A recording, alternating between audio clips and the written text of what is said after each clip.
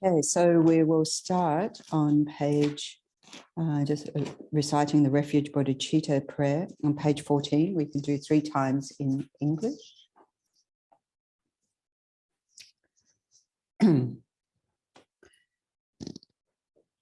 I go for refuge until I'm enlightened to the Buddha, the Dharma, and the Supreme Assembly. By the merits I create through listening to the Dharma, may I become a Buddha in order to benefit all sentient beings. I go for refuge until I'm enlightened to the Buddha, the Dharma, and the Supreme Assembly.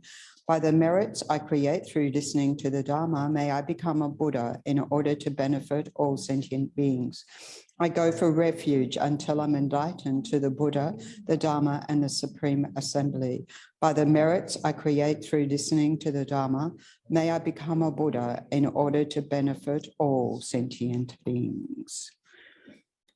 So taking a moment just to settle your body into the space of this gompa, meditation hall, literally.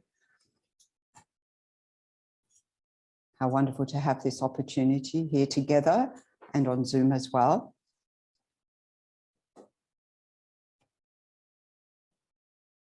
To fulfill or to progress our aspiration to improve or understand our meditation practice, different meditation practices, and how to deal, as today, with different challenges that arise in our practice. To have this precious, rare opportunity is itself, a retreat from our sensory engagements out there in the world. So bringing our mind into the space of this room, into the space of the body and mind together, such a rare experience in life.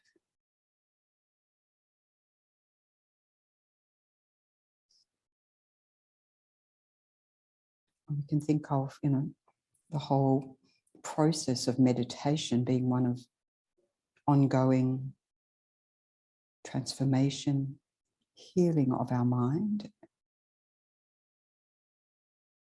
enhancing our becoming healthy body, mind, a healthy inner being, which is what being a Buddhist is. Even you don't label yourself Buddhist, okay, but it means being an inner being, working on our mind. So setting your purpose for engaging in this session. What has brought you to be here? Motivated you?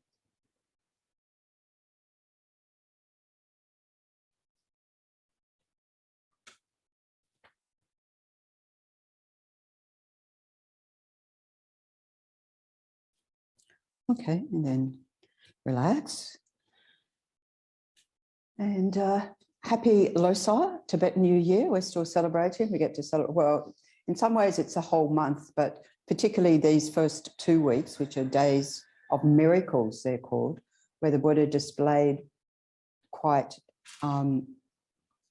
uncharacteristically, was challenged by the sort of teachers of non-Buddhist tradition to display, sort of these amazing feats, which the Buddha did every day, only for that purpose, to benefit beings over this 2-week period. And it means every one of these days, if you look on the calendar, like we've got the Tibetan calendar there, it's got BBBBB, Buddha Day, 100 million times the merit. So we can think every moment that we're engaging here together and have engaged, those of you in meditation earlier and so forth, or any virtue we're engaging in 100 million times. We just sort of multiply it.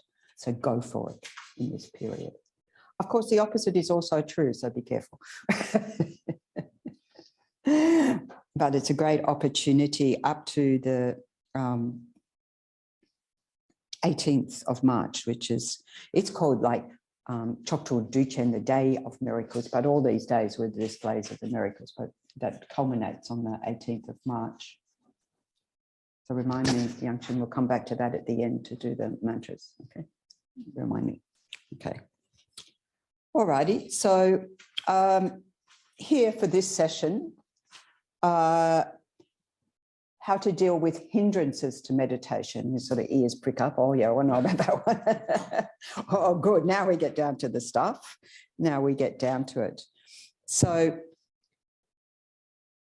did everyone get a copy of like this? Yeah, great. So we'll actually look at this more in detail when we're looking at shamatha, calm abiding meditation in subsequent weeks. But here, I'll just sort of touch on, not to unpack the whole of this, but it gives us some nice imagery. And so mainly where our starting point in life, in this world, and I know for myself, I wasn't taught to meditate at school. There wasn't such a thing in my school upbringing. Prayer, yes, but not meditation. It was more like sit up straight and pay attention, you know, concentrate, but not how. The how didn't come. So those of us in that same boat, unhabituated to the training of the mind, it really is this untrained mind in this diagram that we have here, for those of us who have, is this wild elephant, which is representing, we've got a dark wild elephant here representing the untrained mind. If we think about an elephant, it can do a lot of damage. Actually, Jetsuman Tenzin Palmo says, well, not just a wild elephant, like uncontrolled, but like a drunken wild elephant in a rut who just keep doing the same thing over and over again, and completely on top of being out of control is a sort of like the drunken aspect is sort of like being deluded, being just totally, we don't see things correctly. So it's a good analogy, right? And I would just say, on that note, it's not in the traditional list that we're going through, but one of the hindrances to meditation is alcohol. I say that from personal experience, from back in the day, long time ago, dim dark past, and I was at I was having a work meeting at lunchtime, and just a glass of wine, as you did back then.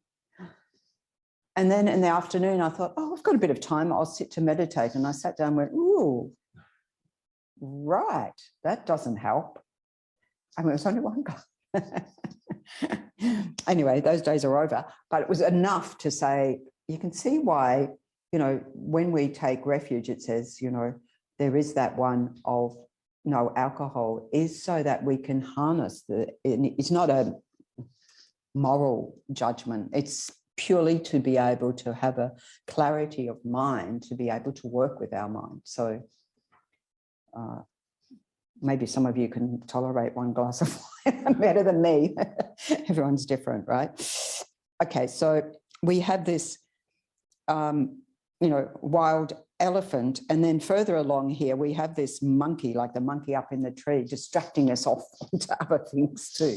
Oh, what about this? This is exciting. This is exciting. The monkey mind. And we often talk about the monkey mind, right? That comes up with excitement and distraction, basically. So these are just a couple of analogies or symbolism, a bit of the symbolism of there. So we'll touch on it lightly as we go through. So, all right, so different hindrances that arise. So the first one we're looking at is the senses, like what the monkey mind does, attachment to smells and nice sounds and nice comfortable feelings.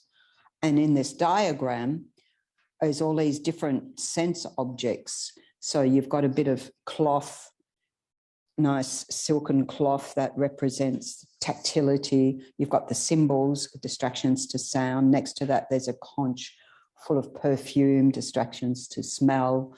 there's a bunch of fruit and there's the fruit in the tree. Actually, I like the fruit in the tree because it's like the monkey's taking you way off where you want to be, totally beyond the meditation path, right? Food, distraction. And then there's a mirror, which is sight, images, distractions, all these distractions that come along on the basis of the senses. And yet when we sit to meditate, isn't it, one of the first reliefs is, oh, I don't have to engage in all that sensory stuff. I can just sort of dwell in the space of the body. That's the ideal, right? But nonetheless, these distractions come along all the time. So this sort of mental wandering is an ingrained habit. So later on, we're looking at having high expectations. So we'll keep that in the background for now. But just in terms of the senses, and so different ways of dealing with that, different antidotes, as I said, different ways of dealing with that. And this is all in the notes, those of you who've had the notes sent around. If anyone hasn't, put yourself on the email. Okay, so first of all, we take time, as we've talked about previously, of setting up your comfortable meditation environment, you know, in a comfortable, cool place. So that can be a challenge in Perth, can't it? Because, you know, being too warm is just another challenge for meditation. So cool, but not cold. You know, this is idyllically cool here. We've got the opportunity of the fans and so forth. And, you know, if it gets warmer, we've got aircon. So we can modulate the environment. So we have that opportunity here. And you do your best at home, you know, but taking your time to set it up nicely, set up your nice seat and so forth. And then when you sit to meditate, taking time to settle into that, like the invitation at the beginning of this session, you know, take time. We've got a sentient being joining us here. Yeah. Not. I was going to try and pick him up, but I thought it's okay. Yeah, I know. So good on him for being here, or her. I'm not sure. I don't know how you tell the difference. See if you can pay attention. So, yeah, setting up your cushion, your seat, make it comfortable for yourself. So you can see this emphasis on not on being hard and narrow and rigid, but really getting a good support, you know. So it does take a few minutes to become sensitive to our body sensations. So taking time to, first of all, settle into the space of the body, and really just give yourself time to really, the conducive environment for your mind to settle, setting your awareness on the breath as we do every time we start to meditate, to release any sort of physical, mental distraction, particularly with the breath out. And this is like all the way to the end of the breath out, release, relax, let go, release, relax, let go, release, relax, let go. It's really a process. I think sometimes, you know, a lot of our meditation practice, particularly at the beginning, is a process of unwinding these knots of the mind and giving some space there. So we, you know, bring our attention to releasing the energy around paying attention to sensations in the body, unless actually that's an object of our meditation. So we just sort of dissolve, release, relax, let it melt away, and just really savoring, if you like, really relishing each moment of the breath. If we think about breath as being healing,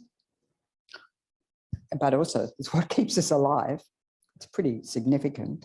And your body knows how to breathe itself. We don't need to tell the body how to breathe. So this is, you know, sort of one approach here of dealing with sensory distractions. And they will, and they do come along. And sometimes it's more challenging than others. I'm always wondering If, say, listening to calming music would be a good thing, or would that be a No, listening to calming music is a distraction Okay. So because you're putting another input in there. We're working with our mind. So yeah, definitely a distraction. I know and this is the thing, there are a lot of, I remember going on retreats that were non-Buddhist retreats, and then I stopped going to the morning meditation sessions because they had this calming music. And I was just like, shh. And I thought, that's okay. I'll just do my own meditation practice. I don't need to have this guided one with music. That can be useful for falling asleep or so forth, but so can, you know, doing a relaxing meditation of releasing, relaxing, like with the body scan and so forth. So yeah, different ways. So dealing with sensory desire, sensory attachment. Anyone got some other tips for dealing with these? As we go along, we can share some tips together. Okay. And it sort of comes along with the next one, the excitation of the mind. So the excitement of the mind, the restless mind, the distracted mind generally, which we think about in terms of the internal process of blah, blah, blah, blah, blah, rumination, going over and over things, mental distraction during meditation. And really, when we sit to meditate, I mean, the first thing we become aware of, just what's the state of my mind right now? And so that's what we become aware of, whatever's in the mind, that's my state of mind right now. So the first thing we need to do is like so here that's represented, as I said, like this monkey mind, you know. And just on that, with that sheet that you have, on the other side, and we'll look at this more detailed in weeks to come, but the 9 stages leading to shamatha. I'm not going to go through in detail, but just look on the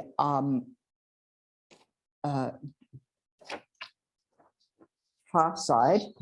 I was just like, on the right-hand side, yes, it's everybody's right-hand side.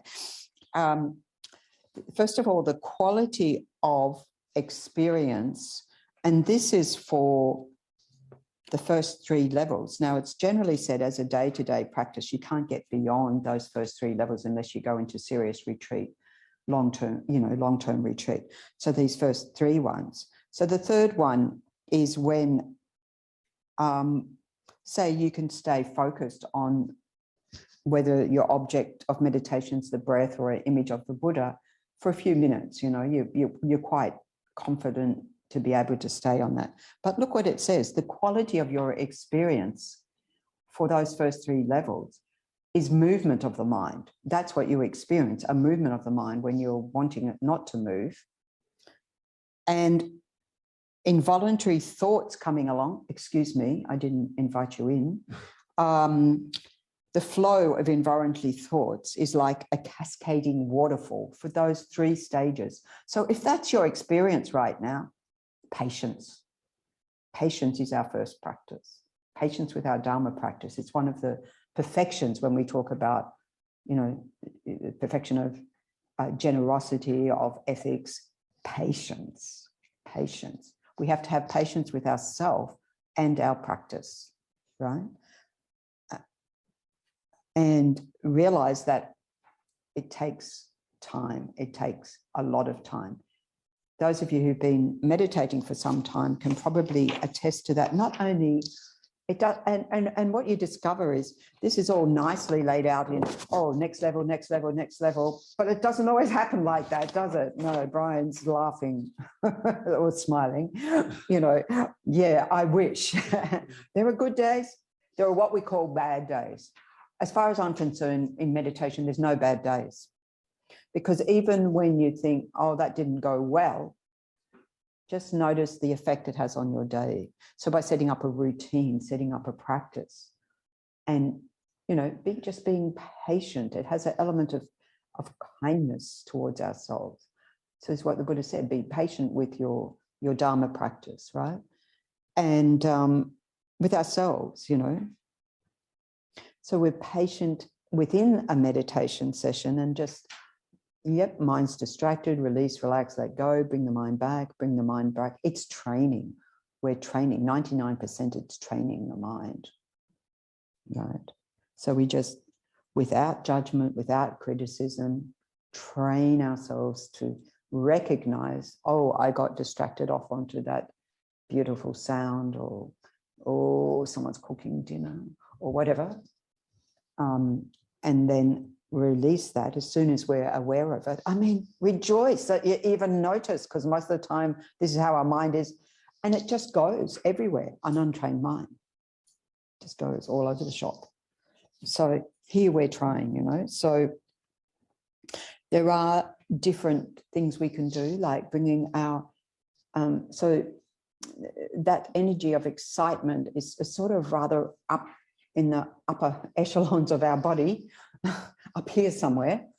I think, I don't know if you've ever seen someone for a Tibetan medicine doctor, but I think they give us all the same instruction, us Western. Too much heat up here, they say. You've got to get it down. And then they say, you know, it's a hot day, wear socks. And you're just like, socks? It's too hot. Well, you've got to get the heat down there and not up here. So we've got too much energy up here. So by bringing our attention down, either focusing on the whole of the body, you know, relaxing, releasing the whole of the body, or in the abdomen, as far down in the body, feeling grounded, bringing our energy down, literally bringing our energy down.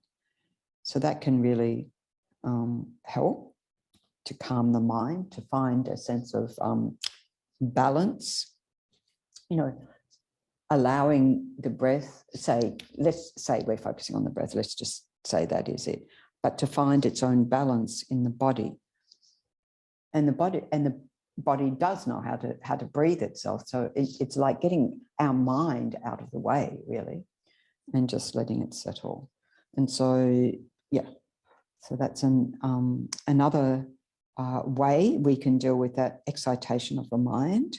And note that if you refer to these 9 stages, this is what in these first 3 stages is called coarse, the attentional imbalance, coarse excitation. So the more we go along, there are different levels of this excited mind. So the coarse level is your attention completely disengages from the meditation object. Now that's for the first 3 levels. This is a classic presentation. It's not like, oh, it's unique to me or the 21st century or anything like this. This is there historically, right? Every great yogi has had to deal with these. So we can think I'm in good company. And then when one goes into retreat and keeps practicing, then you have medium excitation and voluntary thoughts still at the center of your attention. And the meditation object is somewhere on the outskirts. Now, you might have a sense of that already, that it's sort of like, yeah, it's there. And then it's gone, and it's not there anymore. And then at a subtle level, mostly the meditation object, but it's still like, I think about it like white noise. There's still the periphery, blah, blah, blah, blah, blah, blah. So it's progress. We make progress gradually progress from one to the next. So relaxing. So this emphasis in the beginning stages is very much on relaxation. You know, the first time I went to a retreat where the retreat leader invited everybody to lie down on the floor as the first step. Because he said, first thing we have to do is go into the infirmary, to lie down, to relax, to release all this energy, you know. And it's not so much release the thoughts and distractions, but the energy, well, it is, but the energy around it. We're not trying to force the mind not to think, but to allow some space in the mind to allow it to really settle, and it takes time. So I like the idea of the infirmary. I also like the idea of, of course, lying down meditation. I mean, the Buddha said in sitting, in lying, in standing, in walking. So a lying meditation, we adopt a formal posture, the corpse posture, as it's called in yoga. When you get to the end and they go into corpse posture, you go, oh, God, this is the good bit, all of the rest was for this. So like that, with your palms facing upwards, but then really feeling cradled in that, really supported, because there's so much of your body in contact with the floor and grounded to the earth below. Really just feel nourished and supported. And if you want to, those of you who visualization, we talked about last week, who that really helps, that you're in like a soft lotus and, just, you feel really supported. So you can try that. Or you can just think you're in a gorgeous bed, in a beautiful soft mattress, Of course, if you do it in your bed in a beautiful soft mattress and you fall asleep, well, that's a bonus.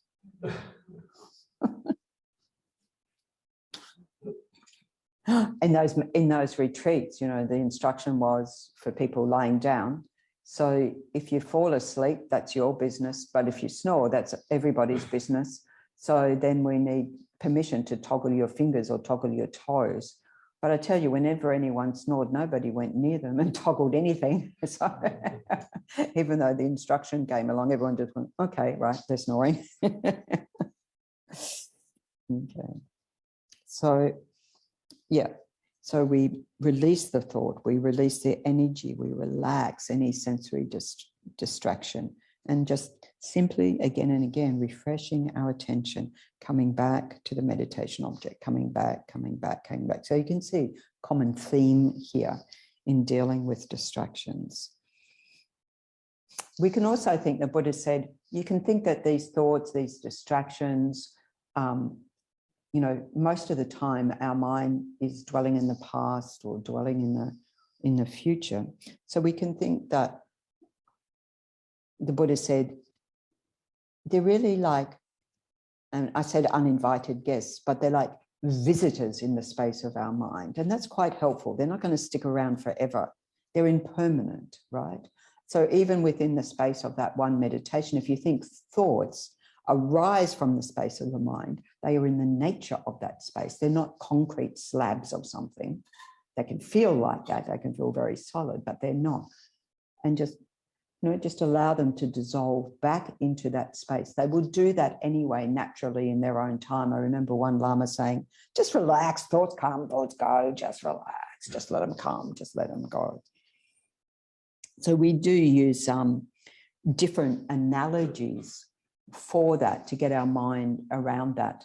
So we can also, train our mind to just notice, oh yes, thinking, planning, fantasy about the future, ruminating over the past, blah, blah. This is a habit of my mind. But disengage, not follow the story. So different analogies that we use that can be helpful. One is like, it's just like a display on the, movie screen of our mind. And if we think about movies, it's light and shape, isn't it? Color. And so if someone were to stand up in the middle of the movie, everyone else would be annoyed because you paid money for the movie, right? Here, the movies come free. Our mind makes them up. And nobody's going to block them out, except, whatever. So if you went behind the screen, there'd be nothing there to see. If you turn around to look at the projector or whatever they still use projectors, don't they? Still have to use projectors. And you can see that it's light. And we know, like in a film, it's just frame by frame by frame, comes out as this continuous whatever, but it's really, anyway, we can investigate like that and just say, well, what is the nature of this? We can investigate. Generally at the beginning, we're just wanting to release the energy around that. Or we can see another useful one is I like this, particularly when it's warm weather. is that it's like these distractions are like the ripples on the surface of a lake, you know, that being wind swept. Because a lot of the time, we spend our time at that very superficial level of the mind, right? And we don't want to cultivate that in meditation practice. We need to be able to access the depths of our mind where it's completely still. So having this idea of, okay, that's just the ruffles on the surface of the mind. I'm aware of that. I'm not going to try and push them away. I'm not trying to make them go away. Just I'll settle the mind into the depths. And this is where that, you know, thinking about the abdomen can help, like into the depths of a vast, pristine, still lake, which is your mind in its natural state, where it's completely still, calm, clear. So we use these different analogies. It's not what the mind is, but it can help us use different analogies for how to deal with that. You know, just allow the thoughts to dissolve back into that stillness of the lake. I think it's transient, you know. And of course, actually, with any of these, checking your posture, perhaps that's the first thing to do. Checking that we're well grounded. So I always like to emphasize that at the beginning of meditation, being well grounded. I remember running a meditation session for people in some government department, and they were sitting on their chairs. And you know, people sitting in chairs in particular, you know, to feel well grounded, feel well supported under the soles of the feet. I'd given that instruction, and then at the end of the meditation, one of the women said, oh, you know, her mind was so flighty and up here. And then I looked that her feet couldn't touch the ground. And so she wasn't well grounded. So it's a really practical thing to feel well grounded. It's also checking, like if we put our head up like this, it doesn't cause that more excitement of the mind, but by bringing our head back into that, it releases that excitation of the mind. You know, putting our head up like this. Most of the day, we've got our head up like this because we're bringing our eyes to the horizon so we can see where we're going. But here in meditation, we have the eyes downcast, you know, so that can really help, you know, feeling, you know, the downcast gaze of the eyes and relaxing that. So feel that you're well supported, you know, well connected to the earth, you know, because, yeah. Because as long as the mind is running around busy in these circles on the surface of a mind, we're never going to get the sort of realizations and so forth that actually come from the depths, you know, being able to penetrate the depths of the mind, okay, let alone develop concentration, you know. We need that sharp, focused mind, really, like they talk about irrigation channels instead of all the water dispersing out there, channeling it all back in, bring our energy in. So literally bring our, you know, throughout the day, our energy is dispersed outwards, but bringing it in back into the space of the body. Okay.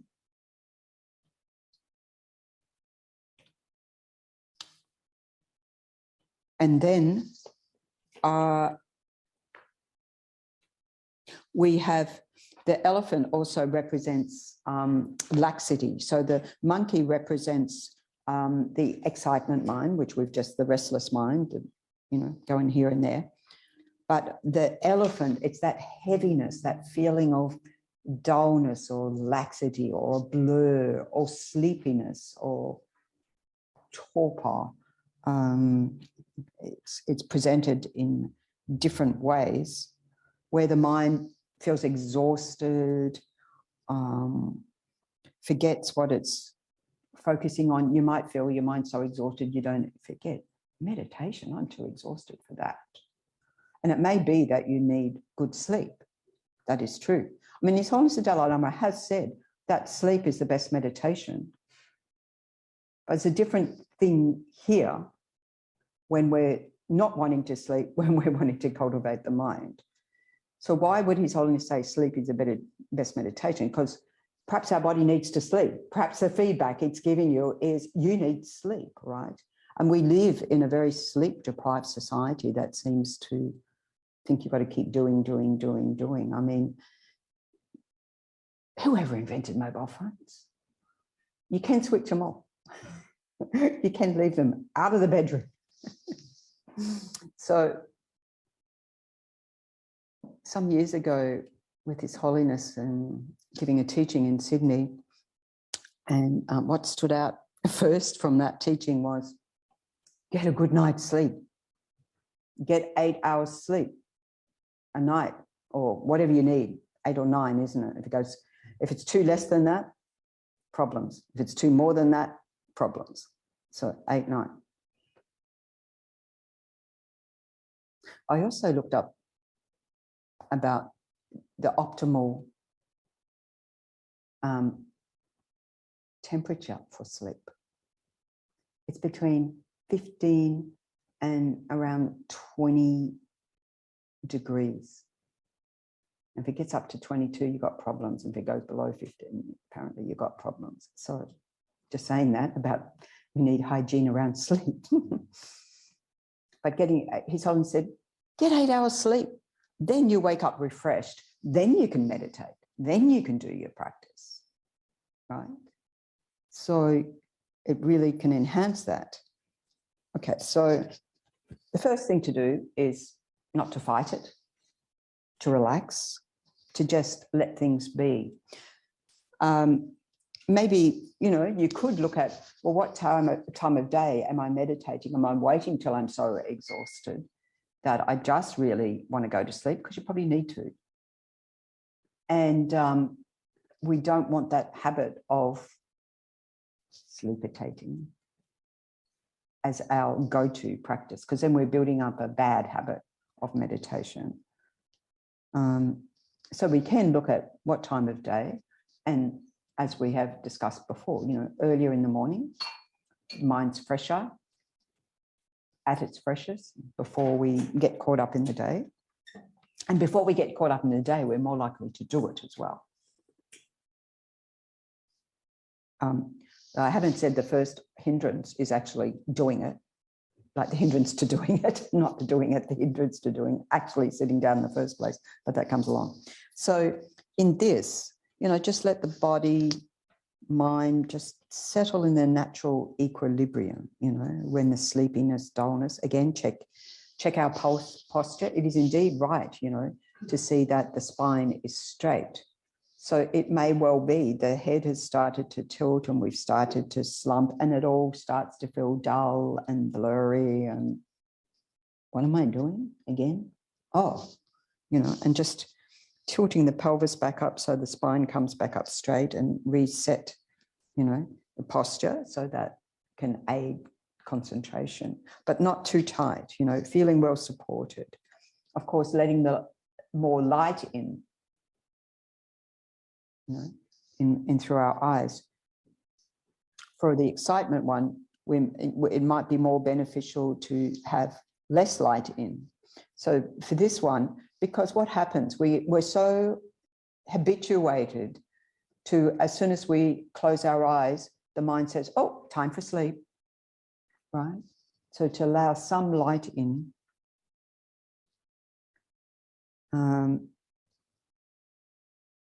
Or focus your mind on an uplifting object, a joyous object. So myself, when I, in my first 18 months of ordination, I was on precepts. So this is where you don't eat after midday. And I found it very beneficial for meditating in the evening. But then I'd sit on a Thursday night in Geshe Sampton's classes at Vajrayana Institute, and I knew the minute it went beyond 9 p.m, because I would feel everything wanting to go to bed, the whole. And we're talking about, this was basic program on a Thursday night, so it takes a bit of mental energy well, quite a lot, anyway, takes mental energy. So fortunately, where I was sitting on the altar, the Shakyamuni Buddha statue, there was a light shining from, we had lights above, lights below, lights to the side, lighting up the Buddha statue. And this particular, I'd focus on the light on the chest of the Buddha. And so you've got a golden Buddha statue, beautiful Buddha statue, and light. So to uplift a virtuous object plus light. I didn't think this all out. I just did it and went, oh, good, now I can concentrate. If I've got my eyes focused on the Buddha rather than going off to, sleep land. So yeah, allowing light in, or focusing internally on either light or a joyous object of meditation, like an image of the Buddha. So just, different approaches. And if all else fails, take a break. I mean, get up. Maybe you do need to sleep. You say, formally, meditation over, sleep time. Or get up, splash your face with cold water, change the temperature environment if you can. Go outside and just lie down on the grass or sit and open your mind to the space of, the sky. Get some light in your eyes and think. You can think even, I'm in Tibet on the mountaintop and the sort of sky is vast and beyond, so getting light, the melatonin, getting that registering. So we're allowing the sunlight to wake up your mind before, and then you can try again. And, you keep trying again, or get up and do some stretching. It can be very beneficial. Can also be very beneficial for some of the physical obstacles we haven't touched on yet. So the body. So getting fresh air and so forth and resetting. And if it's still, as I said, if it's still like not a happening thing, sleep time. Okay. Avoid meditating straight after eating. We all grew up with this, with don't go into the water after, what is it, an hour after eating or whatever. It's something that is talked about a lot in yoga as well, pick a, best before you eat than after you eat. So in the morning, before you have breakfast, yeah. And just value this as an opportunity to, to be aware of maybe what your physical needs are, to be aware of this opportunity to practice and think about why am I doing this? Oh, that's right. I'm doing this because I want to develop these positive qualities of mine. That's right. And enthuse yourself, bring joy into the practice, joyous effort. This is why I'm doing it. Yeah. And as I said, make sure it's not too warm around you, the environment. Okay. Any other tips for overcoming sleepiness, dullness? I just found it took a little while to get to that point before sleep was less of a problem.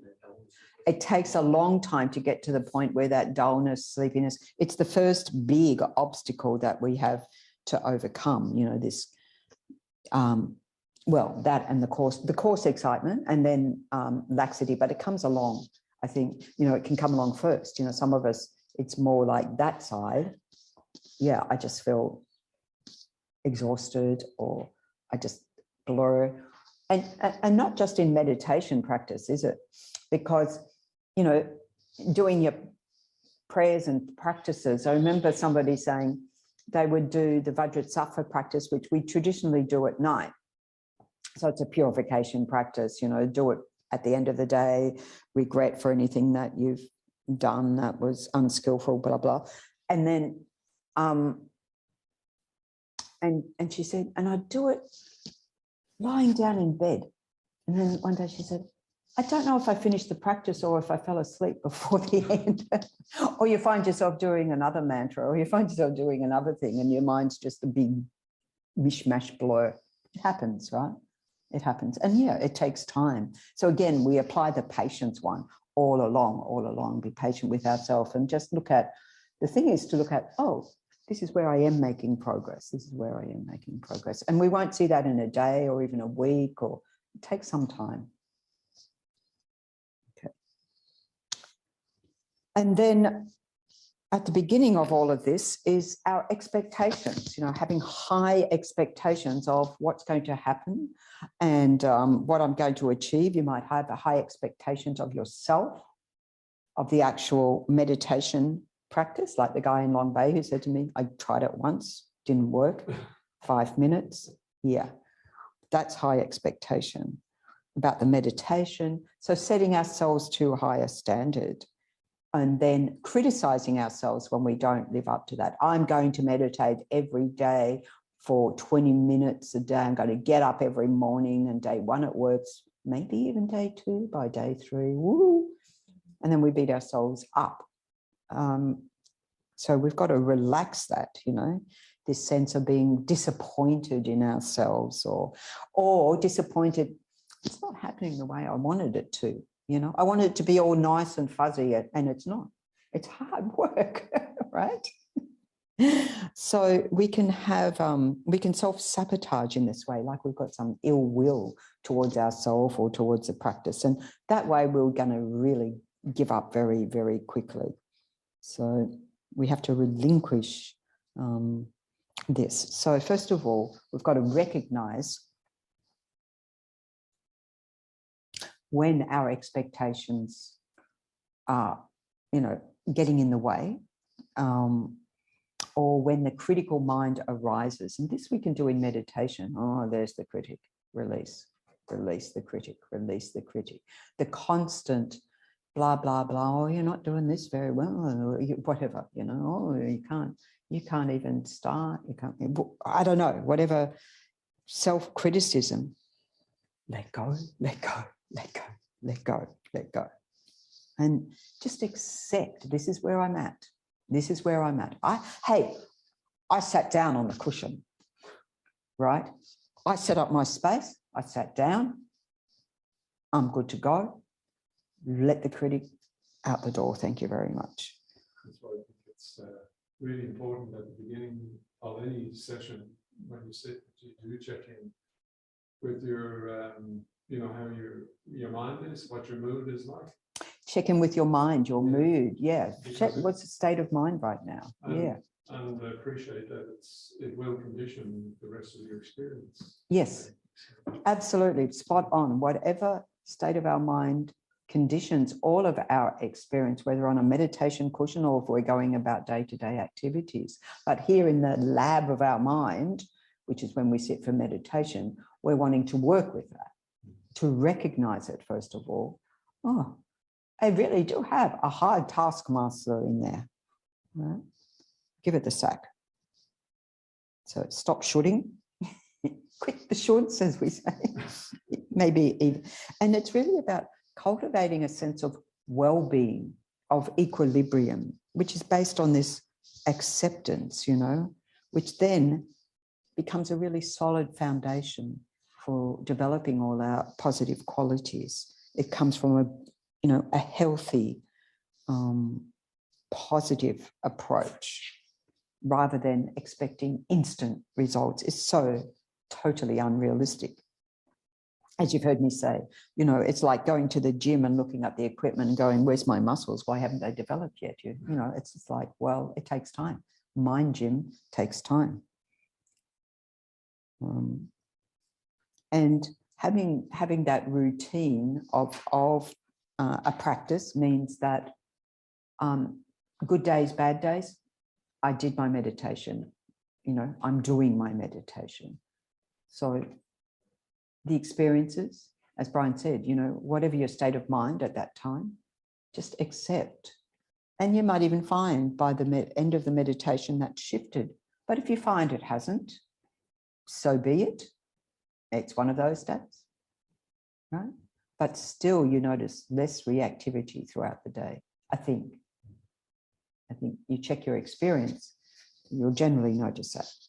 And so this is based on self-care, having a loving kindness towards ourselves, really, towards your breath, towards whatever object of meditation, towards silence, towards the present moment, or the lack of present moment, the lack of silence. So this loving kindness within a sort of really soft, open, spacious awareness. It really is. We're healing our body and mind. We're bringing them to a state of equilibrium. That's a lot of what we're doing in our meditation practice. So we have to allow the conditions, cultivate those conditions for that to happen. Rejoice in your efforts to meditate, no matter how far you get. Fantastic. As Lama Zopa Rinpoche says, this is what we don't do enough. We don't rejoice in what we are doing. We're very quick to beat ourselves up for what we're not doing. We've practiced that since beginningless time, so we're very good at that. So let's put a different habit in of just taking delight with even, I thought about meditating. I mean, wherever we're at, you know, I reminded myself, it's an option. Whatever stage we're at, just take great delight in that. And I've always forever got the image of Venerable Fedor Strak when he was at Vajrayana Institute, lying on the couch. I'm rejoicing. I'm doing the practice of rejoicing. It's the easiest one to do.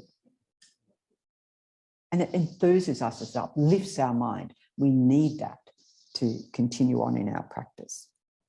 And just purely, it takes time. It takes time. It takes time to let go of old habits, to change old habits. Yes, we're doing that. Anyone who knows, I mean, the common example of those who were smokers giving up smoking, or if you've been around anyone giving up smoking, it takes time to break that sort of habit. We're talking about more ingrained habits of the mind. You know, it takes a long, long time. So we use this, the Buddha used this analogy.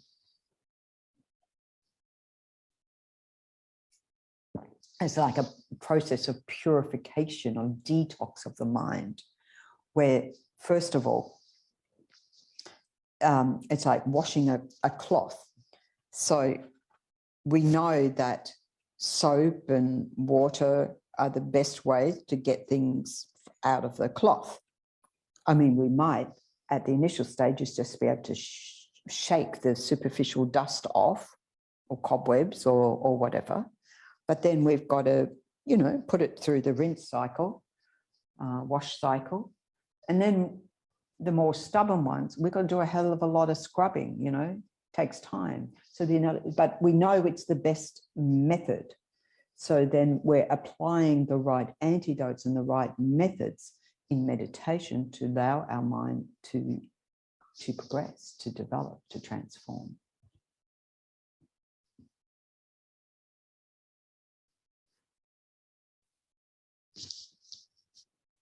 And it's really good practice not to compare yourself to others and think, oh, they're all doing it fantastically well and I'm hopeless. Like the woman, you know, when I was, that I used to sit behind when I was, anyway, as a layperson, so a few years ago, and I used to sit behind her, and she was so still and with like perfect posture. And I was just in awe of her perfect posture. And I felt rather embarrassed because I felt like I was fidgeting around and adjusting, and knees hurt and this hurts and that hurts.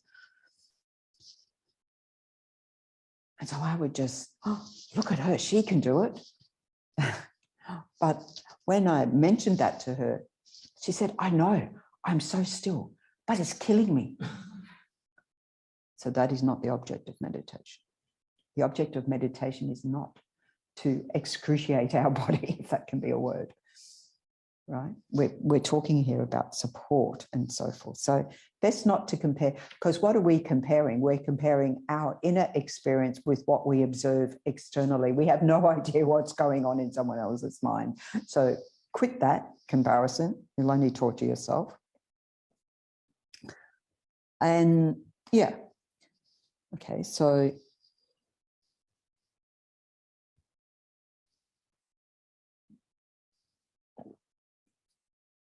I'll just go through a couple more and then we can have a bit of discussion.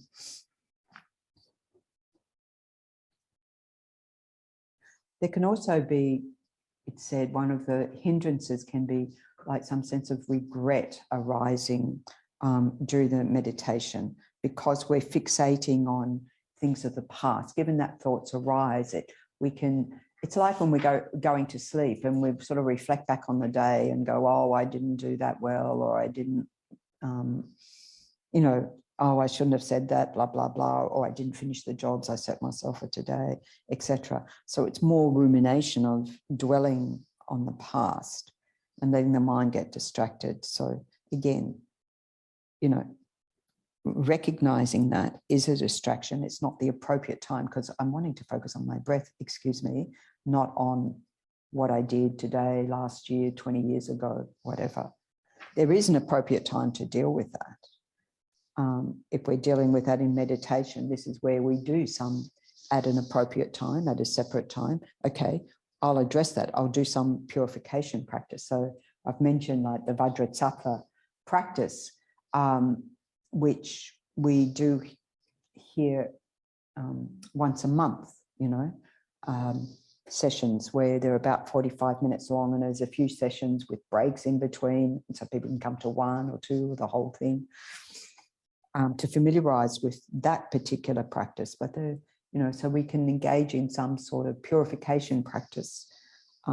We talk about that coming along with 4 opponent powers by actually using that mind of regret in a powerful way to make a commitment to, you know, let go of those past actions of speech, of our body and so forth, and you know, and do some practice, go for refuge and make a commitment to keep working on that so that it doesn't keep weighing us down, getting in the way and so forth.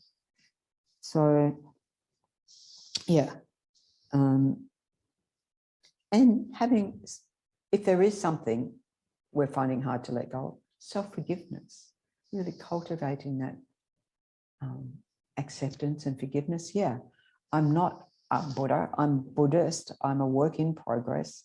I make mistakes just like everybody else. And if we need to, you know, make some amends or whatever to someone for something we've done, yep, I stuffed up, sorry about that. Not I am a mistake, but yeah, I made a mistake and I'm working on it. Hence, again, compassion towards ourselves. Really, really important.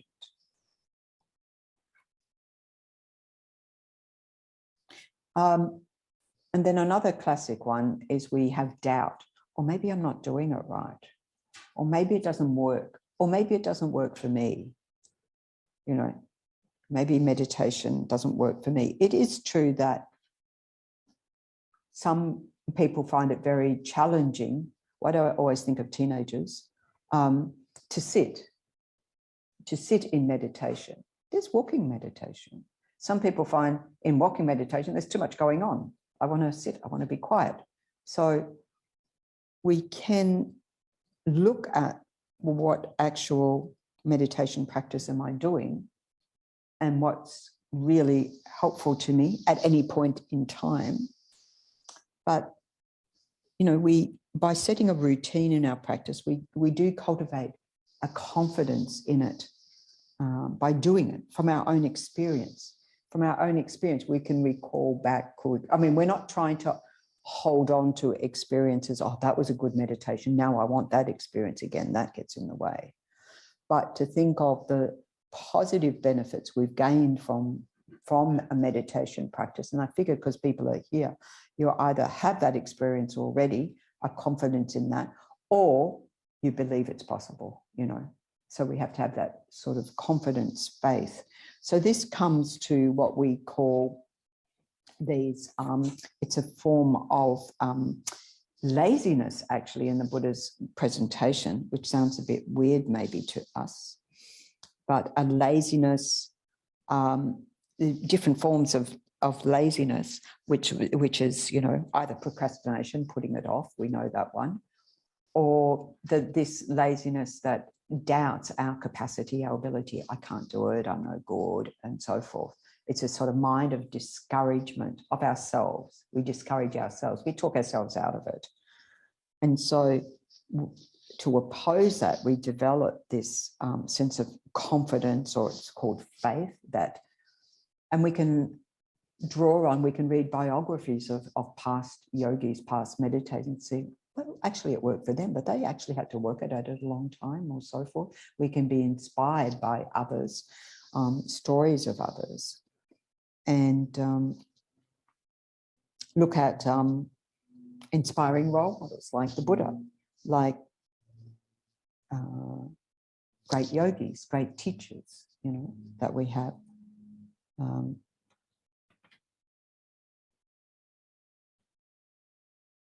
And also what opposes this is sort of having that aspiration. We admire, we have this admiring faith. Oh, I like what they've developed. I want that too. That's how I ever first started to actually sit to meditate. You know, when I first learned to meditate, it was transcendental meditation. But my friend had been going along for some period of time, and I saw the transformation in her, and I thought, I want that. So I went along. You know, we admire something and we say, I want it. So there's a confidence that it's possible. Yes, it's possible for me to achieve this. And so this overcoming our self-doubt of it won't work for me, or I can't do this. So we need those inspirational role models. We need our spiritual guides. We need the instructions really to help overcome that.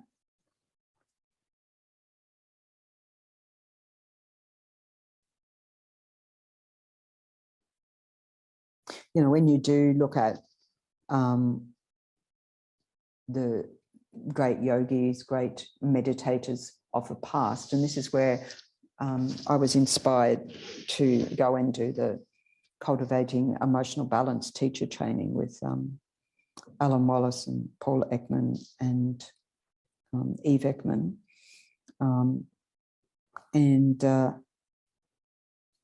Phuket, 12 years ago.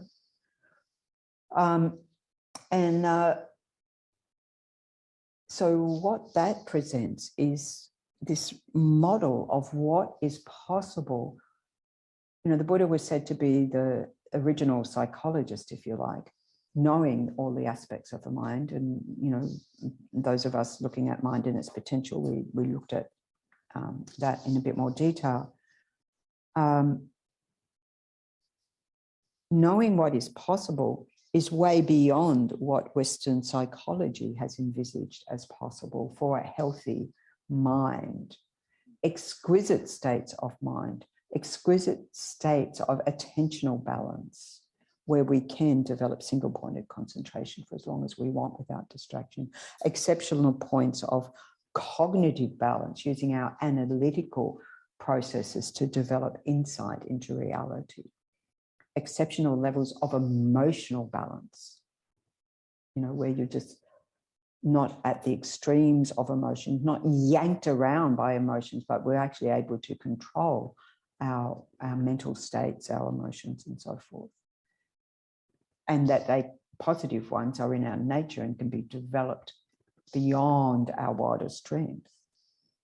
And exceptional, what Alan Wallace calls cognitive balance, which is what makes meaning, purpose, our altruistic, you know, aspirations, you know, that we, when we recite refuge and bodhicitta every time, we're setting that, you know, our belief that it is possible to become a Buddha, that it's possible to become enlightened, that it's possible, counteracts this mind of doubt.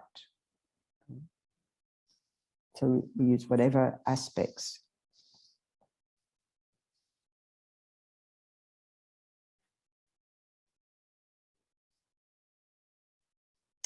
Okay, so it's good when we actually face difficulties with our meditation. I mean, sometimes it's good to, the advice is, as we have said, release the energy around that, continue on, reset, reset, reset. Other times it's good to stop and reflect, what is the hindrance that's arising here? What is getting in my way? How did this come along? And what antidote can we apply to it? So we familiarize with how to counteract those minds rather than get frustrated with them. So I think this is a good point to pause and just either these or other hindrances I haven't mentioned, because of course there are others. We'll take a little bit of time in discussion to spend some minutes with each other and looking at what hindrances have you experienced, what has worked for you in that. So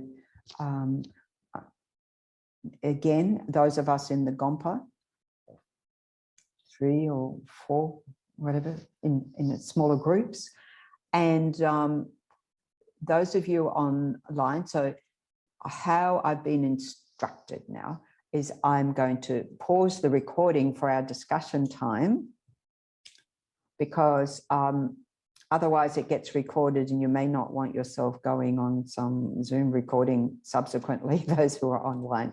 So I will pause.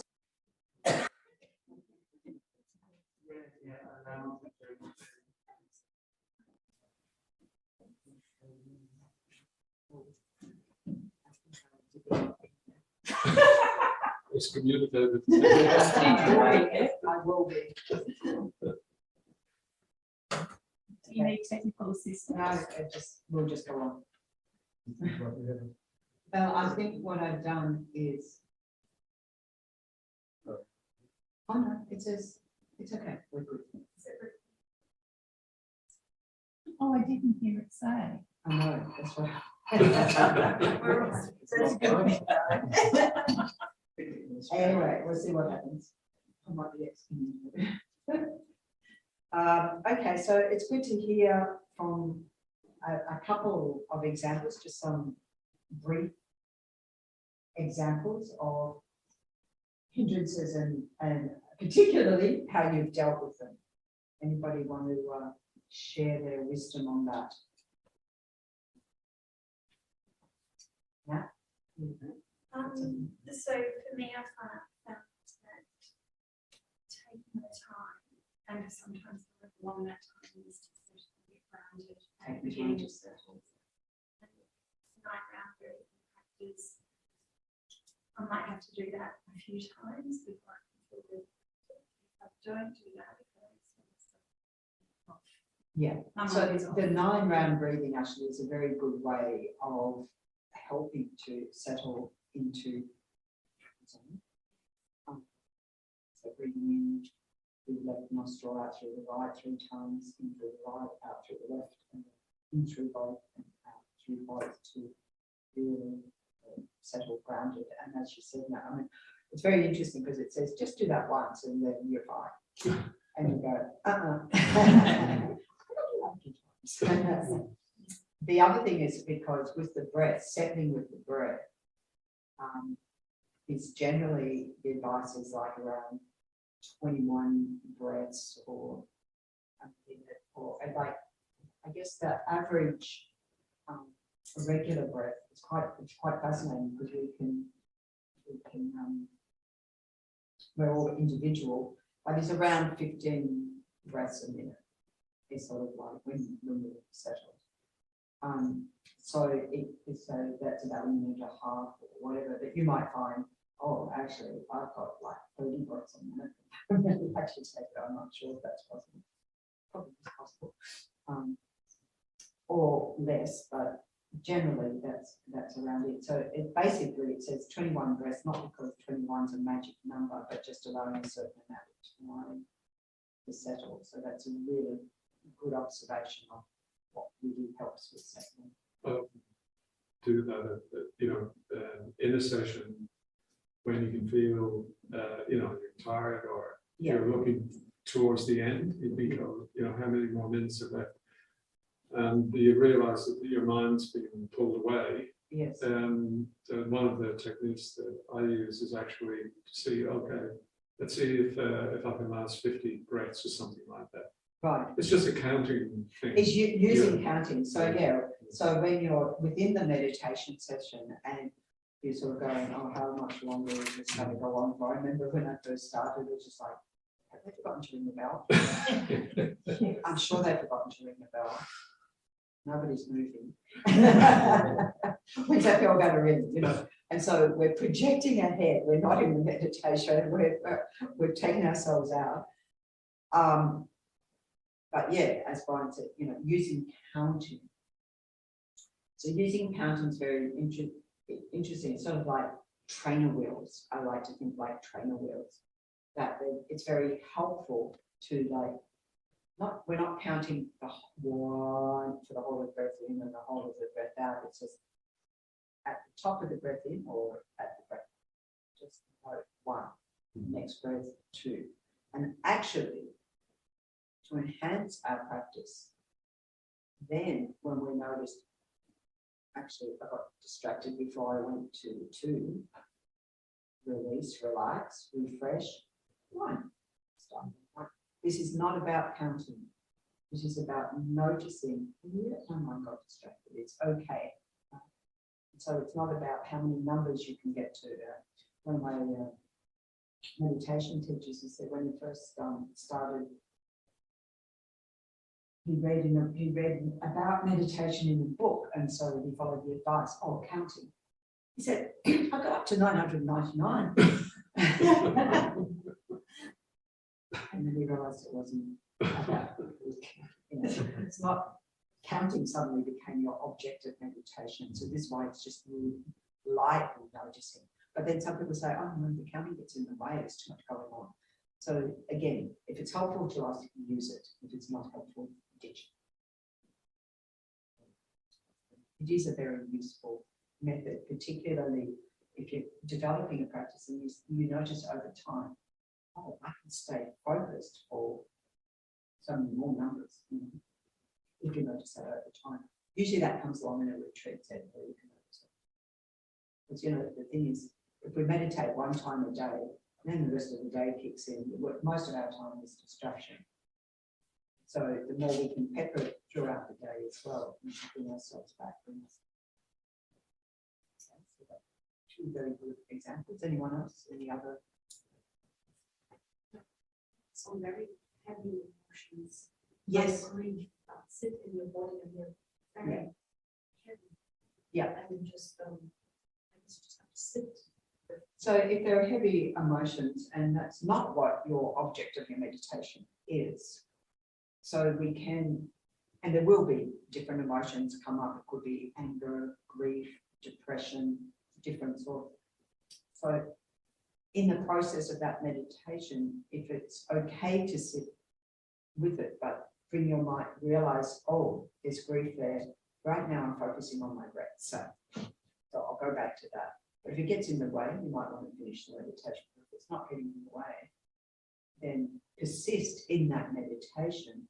But clearly that's got to be dealt with. And there are other methods for looking at within a meditation practice, looking at different emotions. If you look at Kathleen McDonald, Venerable Thubten How to Meditate, and looking at dealing with negative energy, she calls it, you know, different emotions like grief or depression, anger, anger's common one, that come up.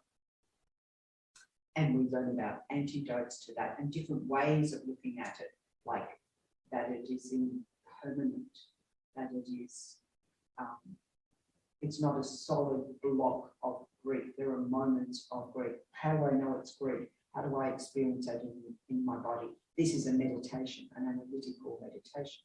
And of course, if we need to seek professional help, we seek professional help. So yeah, it's because it's like meditation, like the mirror to the mind of what's there. And that grief is say been there for a long time, we just haven't noticed or got on with things or whatever. We need to, it's sort of like the only way through it is through it of whatever arises in our mind. So it can be emotions, as you say, it can be a strong emotion that comes up. The thing is not to be fearful of our emotions, but to recognize, oh, I never noticed. And what does it feel like? It's like heavy, dark, long, whatever it feels like. Heaviness, you said heaviness. It feels heavy. So of course, there are meditations to uplift the mind. Meditations on joyfulness, on love, and so forth, designed to bring out, uplift our mind out of that. And like I mentioned about light, and but yeah, it may need stronger measures, independent measures. So certainly that is a need. But also, you know, we talk about, well, it's not there all the time. I'm not always grieving. Sometimes I'm laughing. Sometimes I'm just asleep. Sometimes, you know, recognize that it has been. And then look at the different types of meditations. And this comes along, we didn't discuss either, like with physical, there can be physical things like pain, and deal with pain. And again, we can, what we have to relinquish is this, how the mind reacts, how the mind responds by elaborating. I always go to my knee, elaborating around my knee, a whole other story that doesn't exist. And if I, so there can be different ways. If that, obviously the first point is to look at, well, look at your sitting setup, or, you know, have you made it so that it's conducive to pain? Oh, I better change that then. That's the first thing to look at. My posture, how many cushions I've got, as many as those you sit on the ground with your legs crossed in some fashion. Put as many cushions as you want to under your knees to really support yourself. You know? And but at other times we might want to interrogate that and go, well, actually pain is just a sensation. Drop the story, the label pain. It's a sensation that's arising in my body. And in fact, it comes and goes. It's not, again, one solid block of the pain, which I make a solid block. It's actually momentary. So there's all different ways of putting different perspectives, but instead, just drop the label pain. It's just sensations happening. And of course, if it's getting in the way and needs some attention, that your body is saying, excuse me, I need attention, just like the mind could be saying, excuse me. Okay, there's lots more to discuss here. You can see we have lots and lots of hindrances. Another one which I'll just mention along with the pain or the emotion, there can be just sort of strange things, strange sensations that happen. Sometimes it's strange images, and they're a distraction. If they're nice ones, we want more of them, and so we look for them. Can I just have that experience again? Yeah, and so that's a distraction. But other times it can be just sensations in the body. When I first started meditating, it was cold. I felt cold all the time. So I just thought, okay, have a blanket ready because you're going to feel cold. And that passed. I think I've come to that stage in life. It passed. Is what I'm saying. And then I had the other one. But other times you might just notice there's just like some physical sensations in the body. And because we're meditating, we think it's something profound, whereas it's just the body resolving itself, unwinding itself. Just sometimes it can be a sensation like you feel like the body's disappeared and the poor old mind freaks out. And again, it's just relaxing. Your body hasn't disappeared. You're there. Okay. But our mind can just kind of think with all this stuff. Okay, we'll leave that there for today. And during the next few weeks, I'll be away a few weeks, so during those few weeks,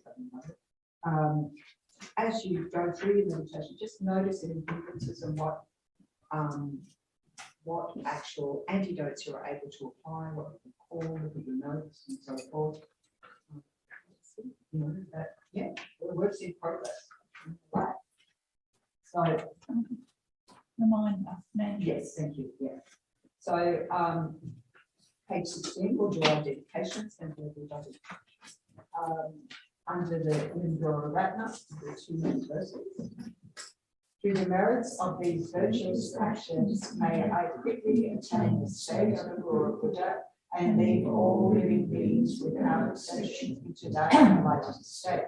May the precious body mind not yet born arise and grow. May that born have no decline, but increase forevermore.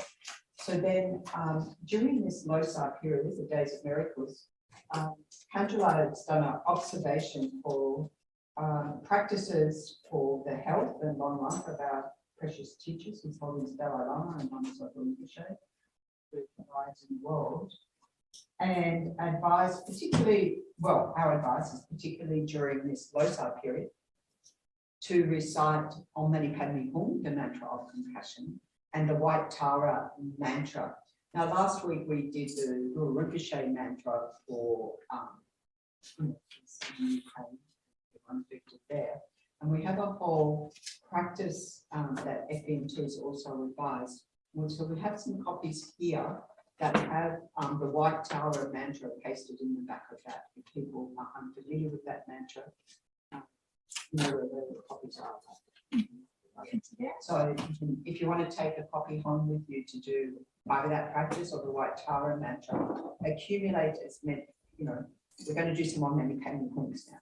And then we can put a countdown at the desk. There's just out here, there's a sheet of paper and you can write down how many mantras around about you've done, if you don't have a mala, around about. So we'll just do some Om Mani Padme Hums for the long life and health. His Holiness Dalai Lama and Lama Zopa Rinpoche. Om Mani Padme Hum, Om Mani Padme Hum. Om Mani. Om Mani.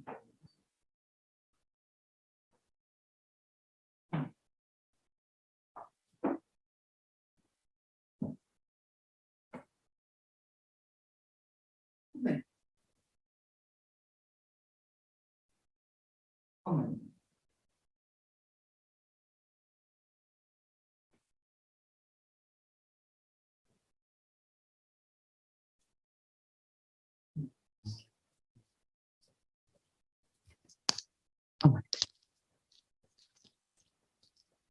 Om Mani Padme. Okay, so and the point of counting the numbers is that so that we count them up until the 18th of March, and then they get sent to FPMT Central, and Venerable Roger will offer them to Lama Zopa Rinpoche on that next day, I guess, from all around the world, all the accumulation. So if you do at home, however many, keep a tally and then let the office know, and then they can be sent off. Okay. Thank you, everybody. And I'll see you in a few weeks' time. And a reminder, of course, about our retreat coming up at Easter as well. 2 days. Hopefully you can join for that one and put all this into practice. Okay, bye.